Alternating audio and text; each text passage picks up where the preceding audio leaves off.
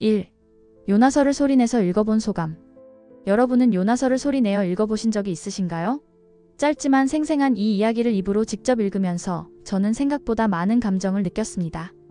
처음에는 요나가 하나님의 말씀을 피해 도망쳤다는 사실이 그저 답답하기만 했는데 조금 더 읽다 보니 그 마음이 충분히 이해가 되더라고요. 하나님의 말씀 앞에서 순종과 불순종 사이를 갈팡질팡하는 모습이 어쩌면 지금 우리 자신의 모습과 많이 닮아 있지는 않은지요? 때로는 피하고 싶고 때로는 화가 나기도 하는 우리들의 마음을 요나의 이야기를 통해서 다시 한번 바라보게 되었습니다. 아마 여러분도 저처럼 요나의 모습에서 나 자신을 발견하는 순간이 있으셨을 거라고 생각합니다. 짧은 이야기지만 내 마음 깊숙한 곳의 갈등과 고민을 건드려주는 요나서를 함께 찬찬히 살펴보면 좋겠습니다.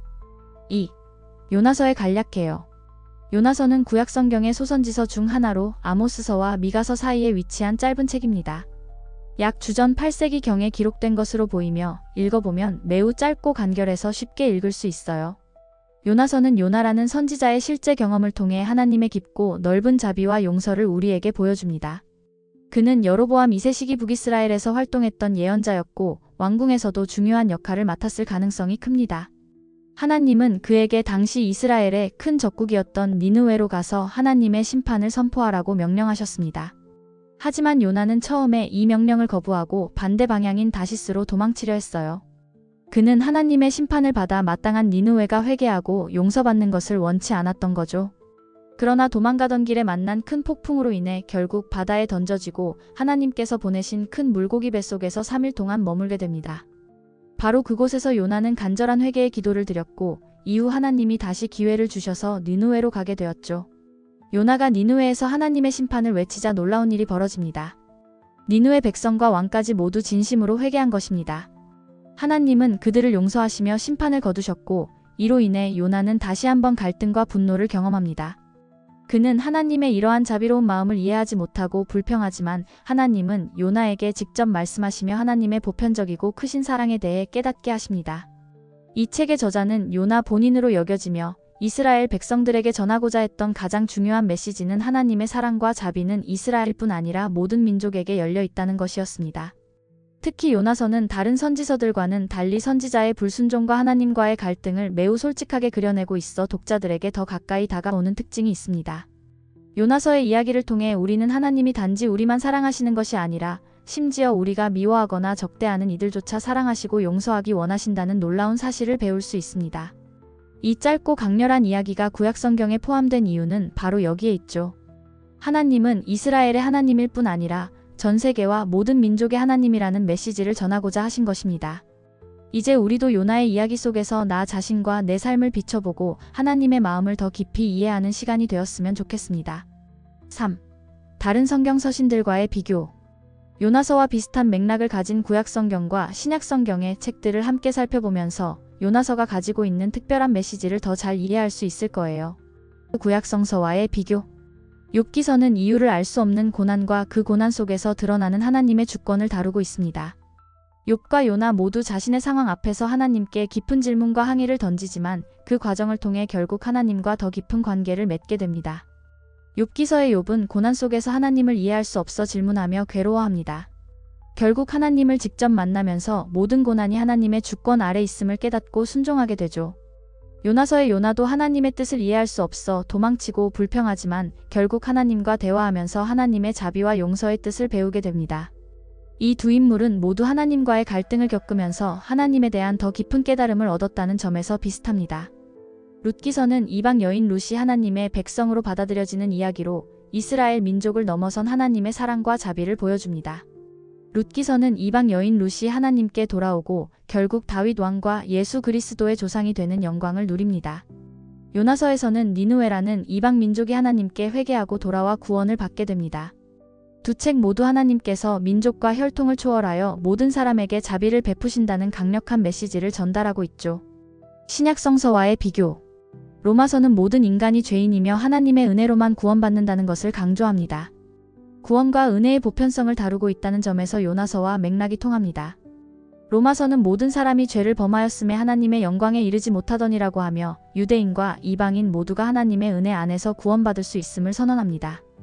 요나서는 이방 민족인 니느웨가 회개하여 하나님의 은혜를 받게 되는 사건을 통해 하나님의 자비가 모든 민족을 향해 열려 있음을 보여줍니다. 두 책 모두 구원이 특정 민족에게 국한되지 않고 전 인류를 향한 하나님의 보편적 사랑임을 강력히 드러냅니다. 야고보서는 행함이 없는 믿음은 죽은 것이라는 유명한 메시지를 전합니다. 믿음과 순종의 관계를 다루고 있다는 점에서 요나서와 밀접한 관련이 있습니다. 야고보서는 참된 믿음이 삶의 행함으로 나타나야 함을 강조합니다. 믿음이 있다면서 실제로 순종하지 않는 것은 의미가 없다고 말합니다. 요나서의 요나는 하나님의 명령에 불순종하여 도망갔지만 결국 다시 돌아와 하나님의 뜻에 순종하는 행함을 보입니다.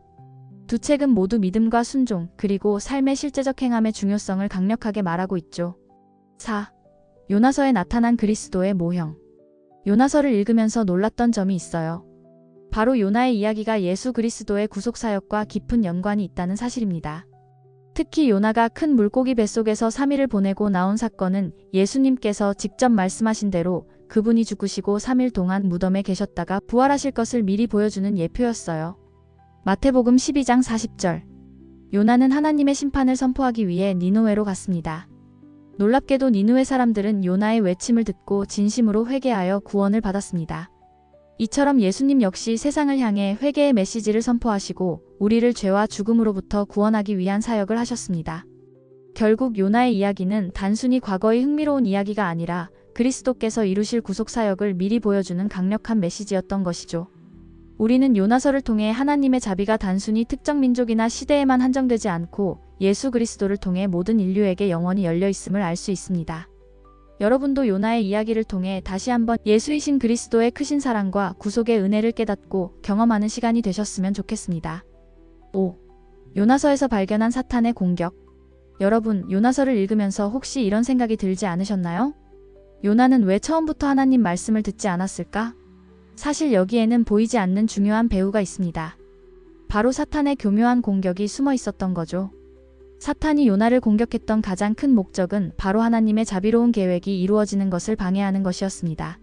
하나님은 니느웨 백성을 구원하기 원하셨지만 사탄은 요나의 마음속에 있던 편견과 두려움을 이용해서 그 일을 방해하려 했던 거예요. 요나가 처음부터 불순종한 이유를 생각해보세요. 그는 니느웨가 이스라엘의 적국이었기 때문에 하나님께서 그들을 용서하시고 구원하시는 것이 싫었습니다. 이 마음, 바로 사탄이 심어준 편견과 분노였죠. 사탄은 요나의 이 마음을 더 부추기며 하나님의 메시지가 니느웨 사람들에게 전달되지 못하도록 했던 겁니다. 그런데 여러분, 이게 과연 요나만의 문제일까요? 사실 우리도 일상 속에서 비슷한 경험을 할 때가 있습니다. 하나님이 원하시는 길을 알고 있으면서도 내 안의 편견, 두려움, 불순종의 마음이 하나님의 계획을 막고 있는 경우 말이에요. 사탄은 지금도 우리 마음속에 은밀하게 다가와서 하나님의 뜻에 순종하지 못하도록 속삭이고 있다는 것을 기억해야 합니다. 그래서 우리는 요나의 이야기를 통해 내 마음에 일어나는 생각들을 다시 한번 살펴보아야 합니다. 내 마음속에 하나님이 기뻐하지 않으시는 생각이 자리 잡으려 할 때 예수는 그리스도 라고 선포하며 싸워야 그 공격에서 승리할 수 있습니다. 여러분이 요나서를 통해 이 영적 전쟁의 실체를 알고 매일 승리하는 삶을 살아가시기를 간절히 바랍니다. 6. 요나서를 현대인에게 어떻게 적용할까? 여러분, 우리는 지금 요나서의 이야기를 통해 한 가지 중요한 사실을 확인했습니다. 바로 우리 마음속에서 끊임없이 영적 전쟁이 벌어지고 있다는 것입니다. 이 전쟁의 핵심은 하나님께서 우리 삶에 이루시려는 자비로운 계획을 방해하려는 사탄과의 싸움이죠. 요나의 마음속에 있었던 불순종과 편견, 두려움은 우리도 쉽게 느낄 수 있는 감정들입니다. 사탄은 오늘날 우리 마음속에도 같은 전략을 씁니다. 그는 우리가 하나님 뜻을 알고도 순종하지 못하도록 두려움과 분노, 편견을 심으며 속삭이죠. 예를 들어보세요. 하나님이 누군가를 용서하라고 말씀하실 때 왜 내가 먼저 용서해야 해? 저 사람은 나에게 너무 큰 상처를 줬어. 하는 마음을 갖게 되지 않나요? 이런 마음이 바로 사탄이 우리 마음속에 심는 영적 공격인 것이죠. 그렇다면 우리가 요나서에서 배워야 할 실제적인 적용점은 무엇일까요? 가장 중요한 것은 매 순간 내 마음속에서 일어나는 생각을 돌아보고 하나님 앞에서 점검하는 것입니다. 내 마음에 들어온 생각이 하나님께로부터 온 것인지 아니면 사탄의 속삭임인지 분별해야 합니다. 그리고 우리에게는 이 싸움에서 승리할 수 있는 강력한 무기가 있어요. 그것은 바로 예수는 그리스도라는 이름을 선포하는 것입니다. 요나가 물고기 뱃속에서 하나님을 부르며 회개했듯이 우리도 삶 속에서 예수는 그리스도의 이름을 부르며 사탄의 공격을 물리칠 수 있습니다. 여러분, 요나서의 이야기가 멀리 떨어진 옛날 이야기가 아니라 지금 우리의 삶에 그대로 적용될 수 있다는 것을 꼭 기억했으면 좋겠습니다. 내 안에 불순종과 두려움, 편견이 생길 때마다 즉시 예수는 그리스도의 이름을 선포해보세요. 그 순간 여러분은 사탄의 공격에서 승리하고 하나님의 계획을 이루는 아름다운 삶으로 한 발짝 더 나아갈 것입니다. 이제부터 우리 삶에 요나의 교훈을 적극적으로 적용하며 매일 승리하는 삶을 살아가도록 합시다.